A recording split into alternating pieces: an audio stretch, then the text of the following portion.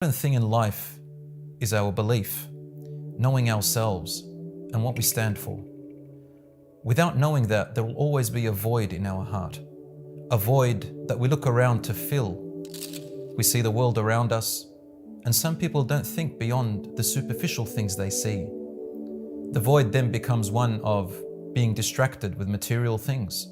We make up our own beliefs and our own systems to try and convince ourselves that we're okay. We know what we're doing. We know where we're going. But at the end of the day, if we are not convinced about our own beliefs and who we are not able to convince others. It all starts with ourselves. There is something that Islam teaches us about the human person. It's called the Fitra. Fitra is a natural inclination to know and feel what makes sense in this life. Usually to know that there is a creator for us and why he has made us. Allah subhanahu wa ta'ala says, "We shall show them our signs and guidance in space, in the heavens, in the celestial bodies up above us, and within ourselves in our own biology." And that's just talking about that instinctive nature. The prophets of Allah are no different. They were created with this fitra as well, for they were humans. And to us, Ibrahim alayhi salam is what we're going to talk about. When he was born with that fitra. Prophet Ibrahim alayhi salam also questioned and looked around. He looked up into the heavens. He looked at the people around him. And he was also guided by Allah in his initial stages when he was only in his early teenage years. Allah says in the Quran that he showed his Prophet Ibrahim signs around him. To understand this, we need to go back in time to see what kind of people Ibrahim alayhi salam was raised amongst.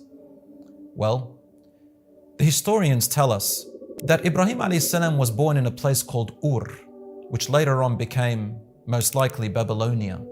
These people brought in the first type of belief ever heard of, which is called the horoscopic astrology, or what we know as today, zodiac signs and the celestial planets, as if they told them about their future and that the gods communicated with them through these bodies.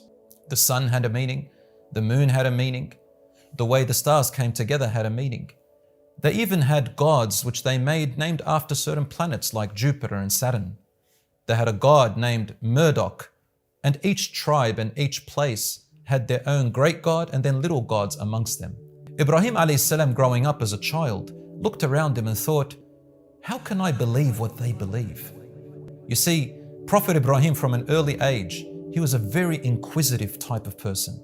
He asked, he questioned, he analyzed.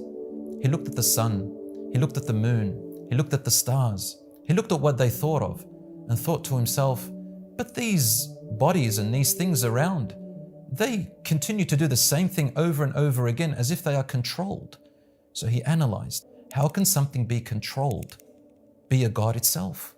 Someone is above all of this and controlling everything. The creator of the universe. He is Allah. Allah is the name we use in Arabic, which just means the one and only true Lord of the universe, the God who is worthy of worship.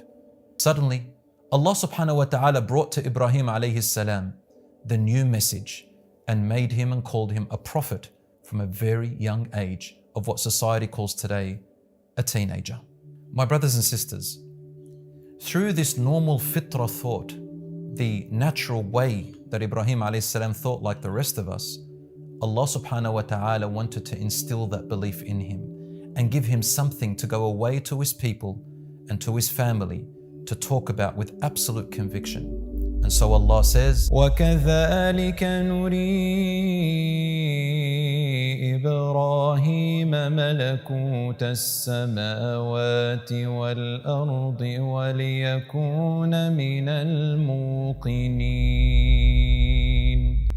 And so we showed Ibrahim the kingdom of the entire heavens and space and also of the earth, so that he can instill his faith and be assured of what he had believed in before even the message came to him. Now, Ibrahim alayhi salam was ready to go forth and teach others the truth. And what he was about to teach was going to change the entire fabric of society as he knew it. It was not going to be an easy task. And the most difficult task was he has to face none other than his own